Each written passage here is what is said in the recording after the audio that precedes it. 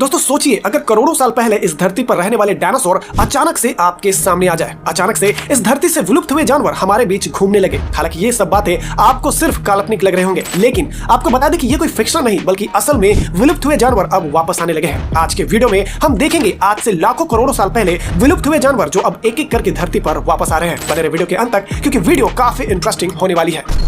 Woolly rhinoceros, दोस्तों ये है राइनो जो आज से करोड़ों साल पहले आइस एज के जमाने में इस धरती पर रहा करते थे, जो काफी हद तक ठंडा रहता था और यही वजह था कि उनके शरीर में काफी लंबे लंबे बाल होते थे। साथ ही ये काफी विशालकाय हुआ करते थे। लेकिन जब आइस एज खत्म हुआ तो क्लाइमेट चेंज और इंसानों के द्वारा लगातार शिकार करने की वजह से ये वूली राइनोज पूरी तरह इस दुनिया से एक्सटिंक्ट हो गए। और हैरानी की बात यह है कि इनके बॉडीज आज भी साइबेरिया के ठंडे बर्फीले इलाकों में मिलते रहते हैं, लेकिन रिसर्च में कोई हाई क्वालिटी जेनेटिक मटेरियल नहीं मिलता। इसलिए अगर वूली राइनो को दोबारा इस दुनिया में लाना हो तो सबसे आसान तरीका है कि इंडोनेशिया में मिलने वाले उनके सबसे करीबी रिश्तेदार सुमात्रा राइनो की हेल्प ली जाए। अगर हम ऐसे सुमात्रा राइनो को चुने जिनके स्किन पर थोड़े ज्यादा बाल हो और उन्हीं को आपस में मिलाकर उनकी अगली नस्ल तैयार करें तो धीरे धीरे उनके बच्चे और भी ज्यादा बालों वाला पैदा हो सकता है। ठीक वैसे ही जैसे साइंटिस्ट भेड़ियों की सिलेक्टिव ब्रीडिंग करके आज के जमाने में 340 से ज्यादा डॉग ब्रीड्स तैयार कर ली गई है। हालांकि इसमें भी एक बड़ी परेशानी है, इंडोनेशिया में मिलने वाला सुमात्रा राइनो धीरे धीरे विलुप्त हो रहे हैं। तो सबसे पहले कोशिश होगी कि इनको ज्यादा से ज्यादा संख्या में बचाया जा सके, क्योंकि अगर ये एक बार विलुप्त हो गए तो फिर वूली राइनोसोरस को वापस लाना एकदम नामुमकिन हो जाएगा।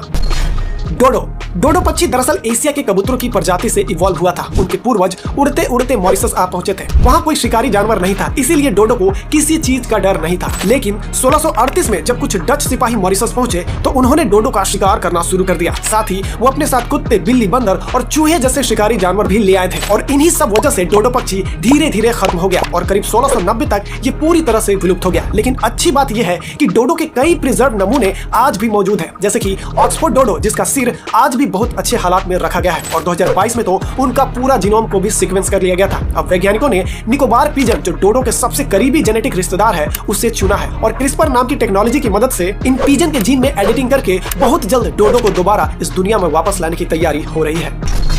ग्राउंड स्लॉथ, दोस्तों दुनिया के सबसे लेजी जानवर स्लॉथ को तो आप भली भांति जानते होंगे, जिनका साइज महज एक बिल्ली के साइज के जितना होता है। लेकिन आइस एज के जमाने में आज के स्लॉथ से कई गुना ज्यादा बड़े ग्राउंड स्लॉथ इस धरती पर पाए जाते थे। अगर कंपैरिजन किया जाए तो उस जमाने में ग्राउंड स्लॉथ एक हाथी के साइज के बराबर हुआ करता था। हालांकि ग्राउंड स्लॉथ एक शाकाहारी जानवर थे जो सिर्फ घास फूस, पेड़ पौधे खाते थे और ये जानवर ज्यादातर वुडलैंड और ग्रासलैंड में रहा करते थे। और इसी वजह से ना ही इनका कोई खास प्रिजर्व्ड फ्रोजन बॉडी मिला है और ना ही इनके शरीर से डीएनए एक्सट्रैक्ट किया गया है। इसीलिए सिर्फ एक ही तरीका बचा है जिससे इनको इस दुनिया में किसी तरह वापस लाया जा सकता है, और वो है इनके रिलेटिव ट्री स्लॉथ में क्रिस्पर टेक्नोलॉजी इस्तेमाल करके ग्राउंड स्लॉथ जैसा एक बड़ा एनिमल तैयार कर लिया जाए। क्रिस्पर एक ऐसी टेक्नोलॉजी है जिसमें किसी भी जिंदा जीव के जीन में एडिटिंग करके उसे मॉडिफाई किया जा सकता है और माना जाता है कि इस टेक्नोलॉजी से हमें आने वाले दौर में सुपर ह्यूमन भी बना सकते हैं। मान के चले कि किसी भी इंसान का रंग काला, कद छोटा और शरीर मोटा हो तो उसे क्रिस्पर टेक्नोलॉजी की मदद से गोरा, लंबा और हेल्दी बॉडी वाला बनाया जा सकता है। एक भाषा में कहा जाए तो शरीर के किसी भी चीज को अपनी मनचाही इच्छा अनुसार बदला जा सकता है।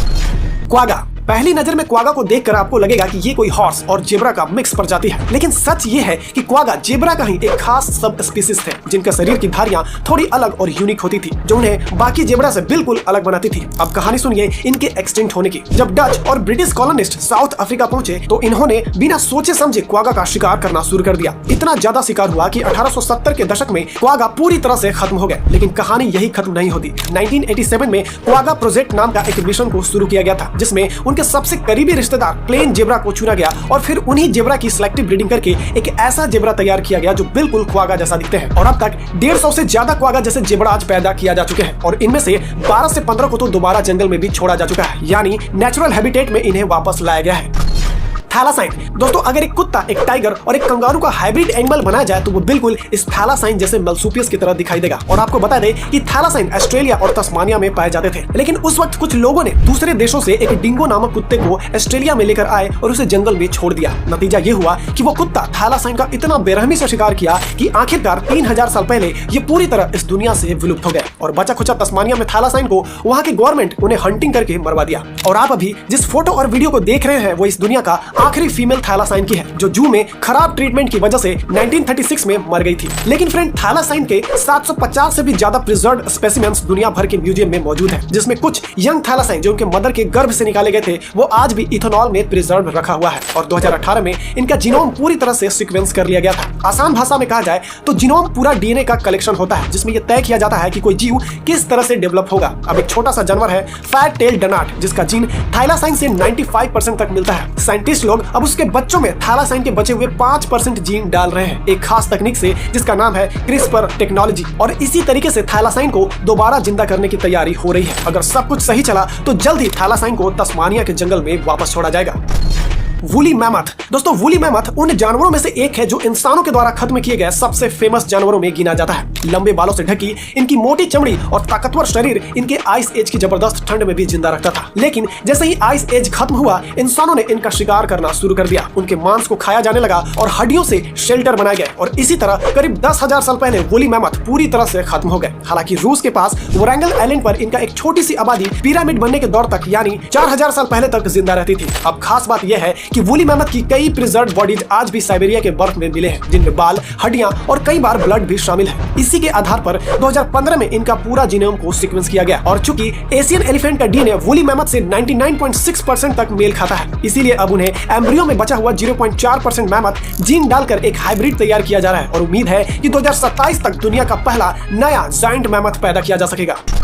डायर वुल्फ एक बड़े और मजबूत वुल्फ की प्रजाति थी जो करीब 10,000 साल पहले पृथ्वी पर राज करती थी। ये आज के ग्रे वुल्फ से कई ज्यादा बड़े और ताकतवर हुआ करते थे। लेकिन जैसे जैसे समय बदला और इंसानों ने जंगल पर कब्जा करना शुरू किया, डायर वुल्फ धीरे धीरे खत्म होते चले गए और अंततः ये लगभग 10,000 साल पहले पूरी तरह से एक्सटिंक्ट हो गए। लेकिन अब विज्ञान ने एक बार फिर से ये कोशिश शुरू कर दी है कि डायर वुल्फ को वापस इस दुनिया में लाया जाए। लेकिन कैसे? आज के वुल्फ के जीन में क्रिस्पर तकनीक से डायर वुल्फ के कई जीन एडिट किए जा रहे हैं। फिर इन खास वुल्फ की सिलेक्टिव ब्रीडिंग की जाएगी ताकि धीरे धीरे इनका आकार, ताकत और दिखावट पुराने डायर वुल्फ जैसे हो जाए। अगर ये काम सफल रहा तो आने वाले सालों में जंगलों में हमें फिर से डायर वुल्फ घूमते हुए देख सकते हैं। तो दोस्तों, ये थे दुनिया के कुछ ऐसे जानवर जो लाखों करोड़ों साल पहले इस धरती पर जिंदा थे, जो अब धीरे धीरे वापस आ रहे हैं। और साइंटिस्ट का दावा है कि आने वाले सालों में इस धरती पर ऐसे सैकड़ों जानवर फिर से जन्म लेंगे जिसे लोग बस सिर्फ किस्से कहानियों में जानते थे। वीडियो कैसी लगी हमें जरूर बताएं और वीडियो को लाइक करना ना भूलें। आपको इनमें से कौन सा जानवर का वापस आना सबसे ज्यादा अच्छा लगा हमें कमेंट करके जरूर बताएं।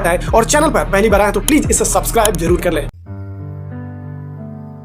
अंधेरी दीवारों में खुद को ढूंढता हूँ, गए जो दिन सहारे थे उन्हीं को सोचता हूँ मैं। तुम्हारे बिन ये मौसम भी बड़ा बेसर्द लगता है। दिल का हर एक कोना अब बहुत ही दूर बढ़ता है। अंधेरी दीवारों में खुद को ढूंढता हूँ मैं, ये जो दिन सुहाने थे उन्हीं को सोचता हूँ मैं। तुम्हारे बिन ये मौसम भी बड़ा सर्द लगता है। दिल का हर एक कोना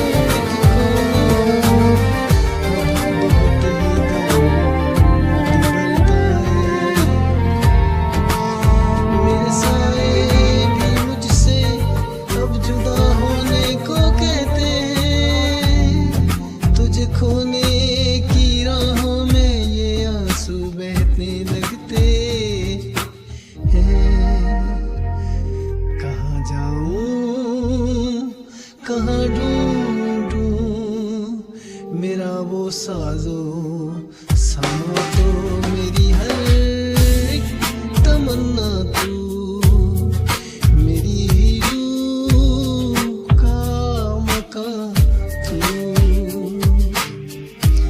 लकीरों में नहीं लिखा जो तुमने ख्वाब देखा था। वफा की इस कहानी में